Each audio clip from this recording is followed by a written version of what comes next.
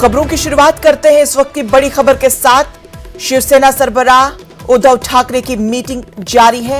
सेना भवन में शिवसेना लीडरों के साथ मीटिंग जारी है। मीटिंग में आदित्य ठाकरे भी मौजूद। उद्धव ने बागी अरकान असेंबली को दिया 24 घंटों का अल्टीमेटम। 24 घंटों में वापस नहीं लौटने पर आर पार की लड़ाई का अल्टीमेटम दिया गया। तो बड़ी खबर, शिवसेना सरबराह उद्धव ठाकरे की मीटिंग जारी है। सेना भवन में शिवसेना लीडरों के साथ मीटिंग जारी। मीटिंग में आदित्य ठाकरे भी मौजूद है। उद्धव ने बागी अरकान असेंबली को दिया है 24 घंटों का अल्टीमेटम, यानी 24 घंटों में वापस नहीं लौटने पर आर पार की लड़ाई का अल्टीमेटम दिया गया। तो पूरी तफसीलात हासिल करेंगे अपने नुमाइंदे अमित से।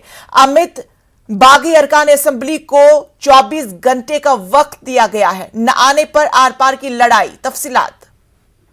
देखिए, निश्चित तौर पे साफ तौर पे कहा गया है कि अगर नहीं आएंगे तो सख्त कार्रवाई होगी। कल की बैठक में निर्णय किया गया। कल हमने देखा है, कल शाम को ही जो है 12 विधायक और आज सुबह 4 यानी 16 विधायकों को जो है डिस्क्वालीफाई करने का लेटर भी जो दे दिया गया है यहाँ पर। और सुबह से संजय राउत के सुर भी बदले हुए कि अगर अब नहीं आए तो अब जो है कार्रवाई जो है लगातार की जाएगी यहाँ पर। और जो 16 विधायकों का नाम दिया गया तो उसमें से एकनाथ शिंदे का भी नाम था, उनके ऊपर भी कार्रवाई की जाएगी। और अभी हमने देखा कि एकनाथ शिंदे ने 37 विधायकों के सिग्नेचर चिट्ठी भेजी थी कि उन्हें विधायक दल का नेता चुना गया है। लेकिन जो 16 विधायकों की पहले चिट्ठी दी गई थी शिवसेना द्वारा, उनके नेता अजय चौधरी को जो चुना गया था शिवसेना की तरफ से, उसको जो है डिप्टी स्पीकर ने मान्यता दे दी। यानी अब जो है सख्त रुख अपनाया जा रहा है यहाँ पर। लगातार अब ये कहा जाएगा अगर हम नहीं आ रहे तो अब बातचीत नहीं होगी, अब लड़ाई आर पार की होगी। जी, तो जिस तरह से आदित्य ठाकरे ने जाते जाते विक्ट्री की साइन दिखाई, उस विक्ट्री की साइन से क्या कुछ अंदाजा लगाया जा सकता है?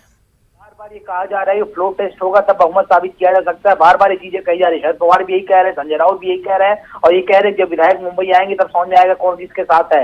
तो लगातार जो है गठजोड़ की राजनीति चल रही है, बातचीत चल रही है, लेकिन सख्त कार्रवाई के निर्देश भी जो है दिए जा रहे हैं यहाँ पर। मैं आपको अभी बताऊं कि सेना भवन में जो है आदित्य ठाकरे मौजूद है और वर्चुअल तरीके से जो है उद्धव ठाकरे खुद बैठक में मौजूद है। और साफ तौर पे जो संपर्क प्रमुख है, जिला प्रमुख है, उन्हें कहा जा रहा है कि अपने इलाके में लोगों को जोड़िए, लोगों को समझाइए, लोगों के मन में जो शंका है उसको दूर करिए, लोगों से मिलिए, लोगों का काम करिए, क्योंकि आने वाले समय में लगभग 10 महानगर पालिकाओं के चुनाव है। और मैं आपको बता दूं 10 में से बीएमसी चुनाव भी है। एशिया की सबसे बड़ी महानगर पालिका है मुंबई महानगर पालिका। इसका जो बजट है वो 37,000 करोड़ से ऊपर, यानी किसी भी छोटे राज्य के बजट से जो है इसका बजट ज्यादा है। और पिछले 30 सालों से शिवसेना की सत्ता है, तो शिवसेना सत्ता नहीं जाने दिया सकती, क्योंकि जो सुबह खबर आई कि लगभग 60 से ज्यादा पार्षद, जो कल्याण डोंबिवली थाना जो गढ़ माना जाता है एकनाथ शिंदे, वहां से लगभग 60 पार्षदों का फोन नॉट रीचेबल बताया जा रहा है। तो इससे ये शंका हुई कहीं मुंबई महानगर पालिका के पार्षद न तोड़े जाएं, क्योंकि मुंबई के भी कई विधायक इस समय एकनाथ शिंदे गुट में जो है शामिल हो गए हैं और वो गुवाहाटी जो है वो पहुंच चुके हैं।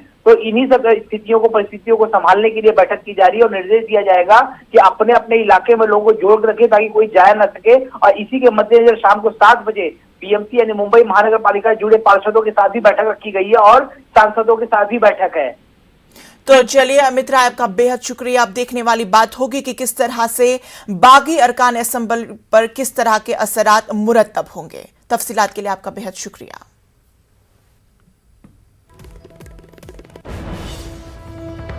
तो नाज़रीन, आपको बता दें कि शिवसेना सरबराह उद्धव ठाकरे की मीटिंग अभी जारी है और उद्धव ने बागी अरकान असेंबली को 24 घंटों का अल्टीमेटम दिया है। न आने पर आर पार की लड़ाई का अल्टीमेटम भी दिया गया है। तो बड़ी खबर, उद्धव की जानिब से बागी अरकान असेंबली को 24 घंटों का अल्टीमेटम दिया गया है। 24 घंटों में वापस न लौटने पर आर पार की लड़ाई का अल्टीमेटम दिया गया है।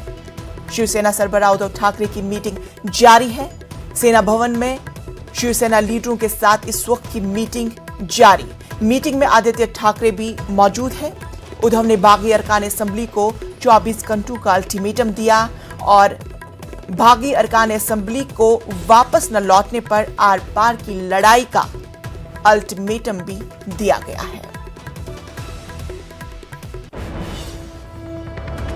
एक और बड़ी खबर आपको बता दें कि बागियों के खीमे में एक और शिवसेना रुकने असेंबली पहुंचा। दिलीप लांडे गुवाहाटी पहुंचे। चांदवेली से शिवसेना रुकने असेंबली है दिलीप। तो बड़ी खबर, बागियों के खीमे में एक और शिवसेना रुकने असेंबली पहुंच चुका है। दिलीप लांडे गुवाहाटी पहुंचे। चांदवली से शिवसेना रुकने असेंबली है दिलीप। तो बड़ी खबर, बागियों के खीमे में इजाफा होता हुआ नजर आ रहा है और एक शिवसेना रुकने असेंबली बागियों के खीमे में पहुंच चुके हैं। दिलीप लांडवे गुवाहाटी पहुंचे। चांदवली से शिवसेना रुकने असेंबली है दिलीप। तो बड़ी खबर, बागियों के खीमे में इजाफा होता हुआ नजर आ रहा है। दिलीप लांडे गुवाहाटी पहुंचे और वहीं आपको बता दें कि शिवसेना सरबराह उद्धव ठाकरे ने भी इन तमाम बागी अरकान असेंबली को 24 घंटे का अल्टीमेटम दिया है। न लौटने पर आर पार की लड़ाई का भी अल्टीमेटम दिया गया है। ताहम अभी की बड़ी खबर आपको बता दें कि बागियों के खेमे में एक और शिवसेना रुकने असेंबली पहुंच चुके हैं और दिलीप लांडे गुवाहाटी पहुंच चुके हैं। चांदवाली से शिवसेना रुकने असेंबली है दिलीप लांडे। तो बड़ी खबर, बागियों के खेमे में इजाफा होता हुआ नजर आ रहा है। एक और शिवसेना रुकने असेंबली बागियों के खेमे में पहुंच चुके हैं।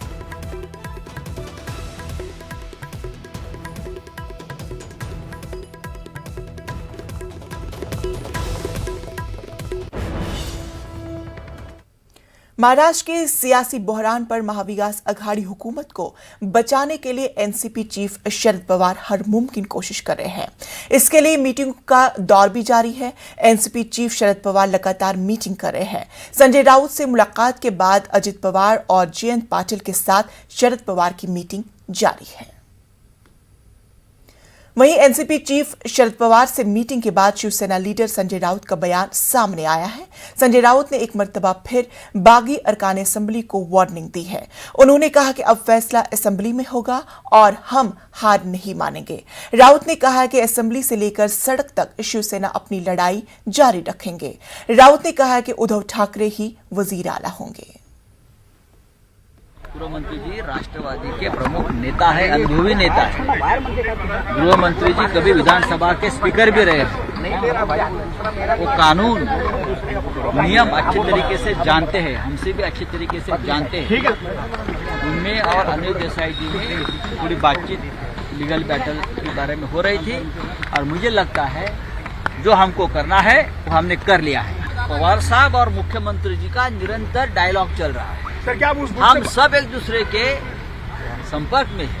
चाहे कांग्रेस के नेता हो, एनसीपी के बड़े नेता हो, शिवसेना के नेता हो, हम सब एक साथ सारे रास्ते हाउस।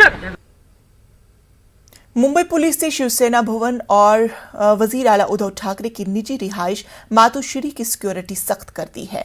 शिवसेना भी शोरश की वजह से महाराष्ट्र में जारी सियासी बहरान के दरमियान city police commissioner Sanjay Pande ने मातोश्री में वजीर आला ठाकरे से अमन अमान की सूरत हाल पर तबादले ख्याल किया।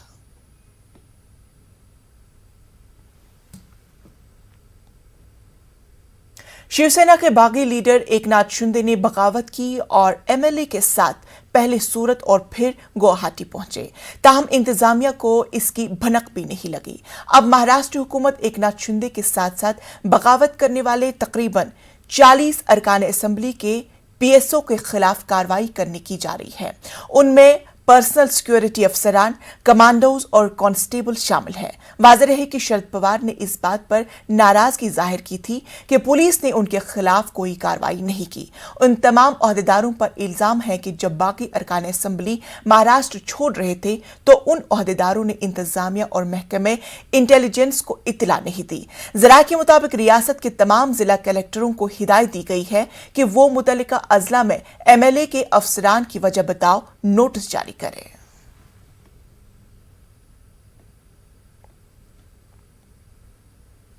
कांग्रेस को उम्मीद है कि महाराष्ट्र में जब भी फ्लोर टेस्ट होगा महाविकास अघाड़ी की हुकूमत ही बनेगी।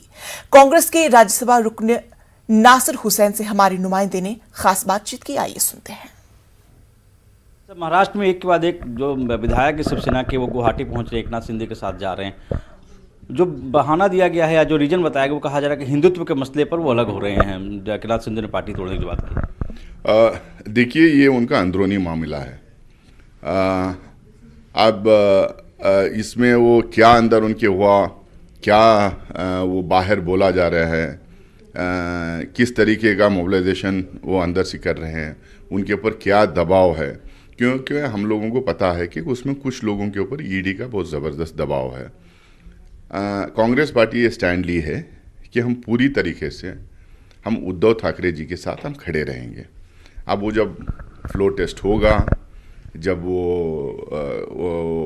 कॉन्फिडेंस मोशन मूव करेंगे, वोट ऑफ नो कॉन्फिडेंस जब मूव करेंगे, फ्लोर टेस्ट होगा, अब उसमें दूध का दूध पानी का पानी हो जाएगा। हमको लग रहा है कि ये सरकार इंटैक्ट रहेगी, ये सरकार बचेगी। अब वहाँ पे कौन किससे बात कर रहा है, कौन किसके थ्रू क्या बात करवा रहा है, ये सब बहुत सारे कॉन्फिडेंशियल चीज़ें हैं जो मैं आपके माध्यम से लोगों को नहीं बताना चाहूँगा फिलहाल। शिवसेना के बागी रुकने असेंबली एकनाथ शिंदे सुर्खियों में है, लिहाजा उनकी हर बात, हर दाव, हर सरगर्मियों पर मीडिया की निगाह बनी हुई है। कुछ देर कबल एकनाथ शिंदे के होटल से बाहर निकलने पर गुवाहाटी से मुंबई तक हलचल मच गई, लेकिन वो कहां के लिए निकले थे, इस पर हुनूस कयास आराइया की जा रही है। इसी बीच आसाम प्रदेश कांग्रेस कमेटी के सदर भूपेन बोरा ने एकनाथ शिंदे के नाम खत लिखा है और उनसे आसाम छोड़कर चले जाने को कहा है। भूपेन बोरा के मुताबिक शिंदे का आसाम से जल्द चले जाना रियासत के मुफाद में है। तो नाज़रीन, गुवाहाटी से इस वक्त की बड़ी खबर आपको बता दें कि कांग्रेस का एहतजाज वहां पे जारी है। रेडिशन होटल के बाहर कांग्रेस ने एहतजाज किया। शिवसेना के बागी अरकान असेंबली के खिलाफ एहतजाजियों ने नारे लगाए। तो बड़ी खबर गुवाहाटी से जुड़ी हुई, कांग्रेस का एहतजाज जारी है। रेडिशन होटल के बाहर कांग्रेस ने एहतजाज दर्ज किया। शिवसेना के बागी अरकान असेंबली के खिलाफ एहतजाजियों ने नारेबाजी की। तो बड़ी खबर गुवाहाटी से, कांग्रेस का एहतजाज जारी। रेडिशन होटल के बाहर कांग्रेस ने एहतजाज किया, अपना एहतजाज दर्ज किया और एहतजाज के दौरान बागी अरकान असेंबली के खिलाफ नारेबाजी भी की गई। शिवसेना के बागी अरकान असेंबली के खिलाफ एहतजाजियों ने नारे लगाए। रेडिशन होटल के बाहर इस वक्त कांग्रेस का एहतजाज जारी है। गुवाहाटी से बड़ी खबर, कांग्रेस का एहतजाज जारी है। रेडिशन होटल के बाहर की तस्वीरें आप।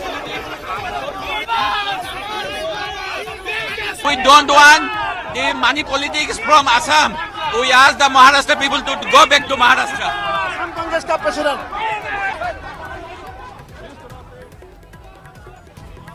तो नाज़रीन, आपको बता दें कि गुवाहाटी से इस वक्त की बड़ी खबर आपको बताई जा रही है। कांग्रेस का एहतजाज है। रेडिशन होटल के बाहर कांग्रेस ने एहतजाज किया। शिवसेना के बागी अरकान असेंबली के खिलाफ एहतजाजियों ने नारेबाजी की। तस्वीरों में साफ तौर पर आप देख सकते हैं कि किस तरह से कांग्रेस ने वहां एहतजाज किया। रेडिशन होटल के बाहर की तस्वीरें आप इस वक्त देख रहे हैं, जहां पर शिवसेना के बागी अरकान असेंबली के खिलाफ एहतजाजियों ने नारेबाजी की।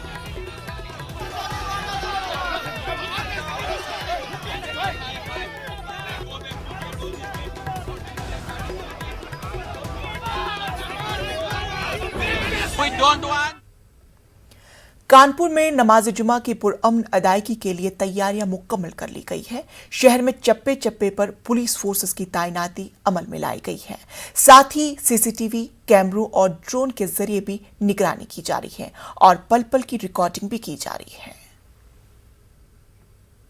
हमारी तैयारी पूरी है। पूर्व की भांति जो हमारे मुख्य पॉइंट है उस जगह पर फोर्स लगा हुआ है। हमारे अधिकारी भ्रमणशील रहेंगे। बाकी स्थिति सामान्य है। संवाद स्थापित हो गया, सभी लोगों से वार्ता हो गई है, मोहल्ला कमेटीज की मीटिंग हुई है, जो धर्मगुरु हैं उनसे बात हो गई है। स्थिति सामान्य है, पर एहतियात के तौर पर हम लोगों ने फोर्स लगाया हुआ है। कानपुर में 3 जून को शुक्रवार के दिन हिंसा के बाद पिछले 2 शुक्रवार शुक्र से गुजर गए।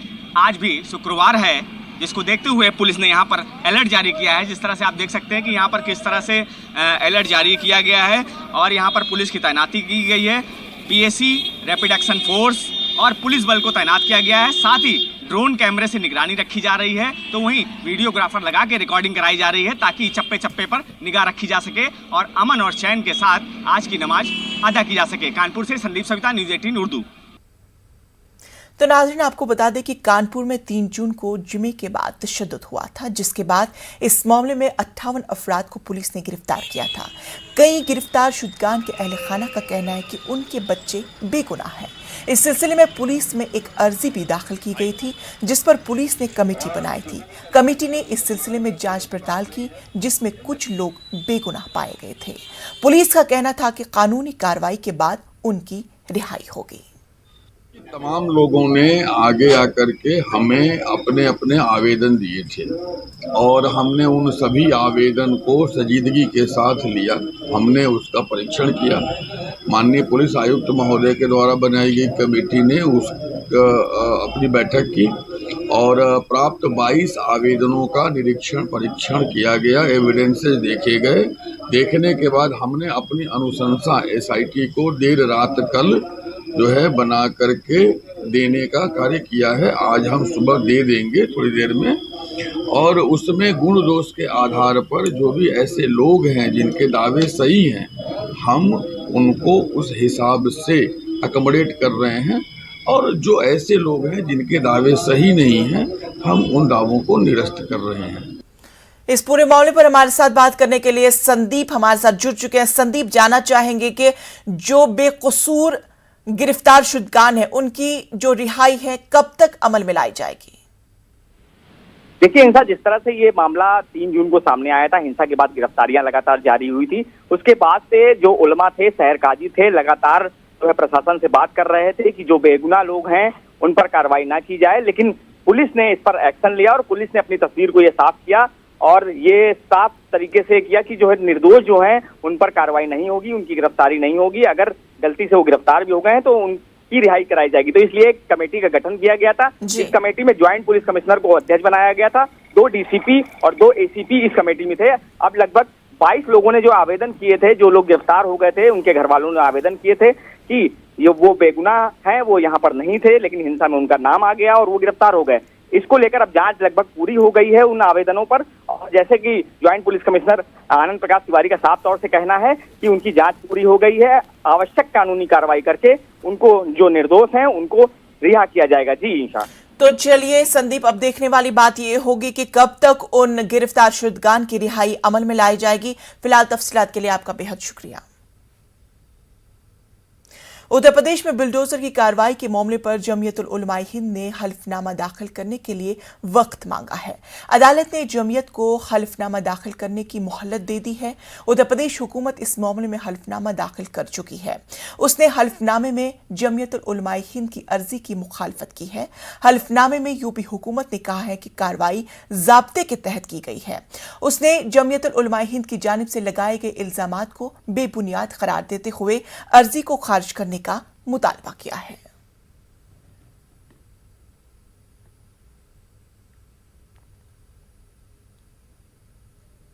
एनडीए की सदारती उम्मीदवार द्रौपदी मुर्मू ने आज कागजात नामजदगी दाखिल किया। इस मौके पर वजीर आजम नरेंद्र मोदी और वजीर दाखिला अमित शाह, वजीर दिफा राजनाथ सिंह, बीजेपी सदर जेपी नड्डा समेत बीजेपी के कई बड़े लीडरान मौजूद थे। सदारती इंतखाबात के लिए कागजात नामजदगी दाखिल करने की आखिरी तारीख 29 जून है। 18 जुलाई को चुनाव होंगे और 21 जुलाई को नताइज का ऐलान होगा। वाज़ेह है कि मौजूदा सदर जमहूरिया रामनाथ कोविंद की मुद्दती कार 24 जुलाई को खत्म हो रही है।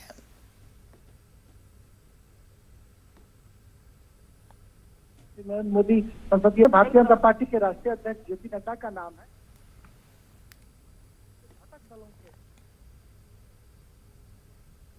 MPPSC में कश्मीर को लेकर पूछे गए मुतनाज़ा सवाल पर मध्य प्रदेश में कांग्रेस और बीजेपी के दरमियान सियासी घमासान जारी है। कांग्रेस ने हुकुमरान जमात बीजेपी पर हमला करते हुए कहा कि जो कश्मीर भारत का हिस्सा है, उसे लेकर MPPSC इम्तिहान में मुतनाज़ा सवाल पूछने वालों को हुकूमत पर कमेटी से उन्हें बचाने का काम करी है, जबकि हुकूमत के जरिए ऐसे लोगों पर मुकदमा दर्ज करके उनके मकानों पर बिल्डोजर चलाकर इन्हदामी कार्रवाई की जानी चाहिए थी। वहीं मध्य प्रदेश के वजीर विश्वास सारंग ने कांग्रेस पर जवाबी हमला करते हुए कहा कि कांग्रेस हमेशा ताखीर से जागती है। जब पर्चा बनाने वालों के खिलाफ कार्रवाई की जा चुकी है तब वो शोर मचा रही थी।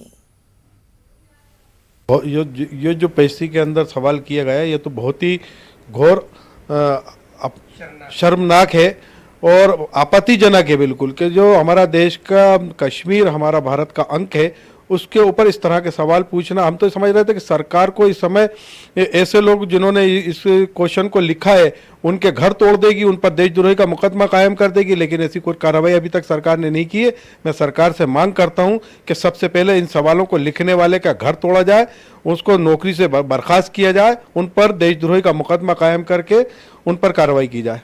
अब देखिए फिर वही बात है कि हमने जब कार्रवाई कर दी है जो दोषी हैं, उसके बाद कांग्रेस जग रही है, क्योंकि कांग्रेस को नेतागिरी करनी, राजनीति करनी है। कांग्रेस के बयान तो मीडिया की सुर्खियों के बाद आते हैं। अच्छा होता कि ये मुद्दा कांग्रेस पहले उठाती। मैं तो मीडिया को बहुत बधाई दूंगा कि मीडिया ने समय रहते हुए हमें ये जानकारी दी, और मीडिया ने हमें जानकारी दी, गलती हुई थी तो दोषी पर कार्रवाई की भी हमने निर्देश दिए हैं, और ये भी सुनिश्चित किया है कि वो प्रश्न पत्र से वो प्रश्न हटे। आसाम में सैलाब की सूरत हाल तशवीशनाक बनी हुई है। गुज़श्ता 24 घंटों के दौरान मजीद 7 अफराद की मौत हो चुकी है। महलूकीन की तादाद अब तक 107 हो गई है। रियासत के 32 अजला में 55 लाख से ज्यादा लोग सैलाब से मुतासर हैं। मुतासरा अजला में जिला इंतजामिया की जानिब से कुल 845 रिलीफ कैंप कायम किए गए हैं, जहां 2,70,000 से ज्यादा लोग पनाह लिए हुए हैं। वजीर आला ने कहा है कि NDRF, SDRF, फौज और दीगर एजेंसियां राहत व रसानी के काम में जुटी हुई है। फंसे हुए लोगों को निकालने के लिए इजाफी दस्ते पहुंचने वाले हैं।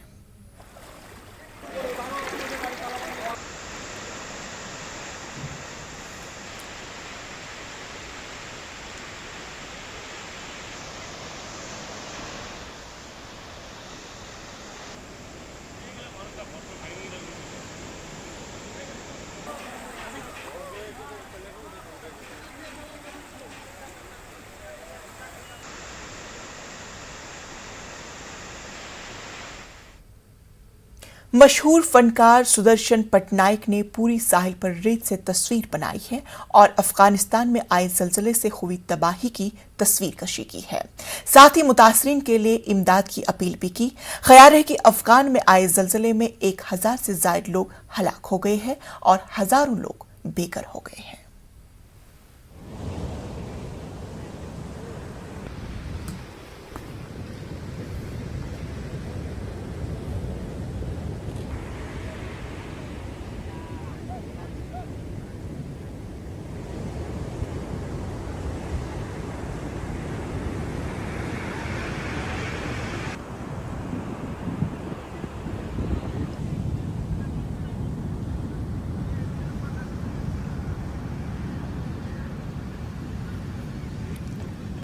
Created this sand sculpture with message, join your hands to help earthquake victims at Afghanistan.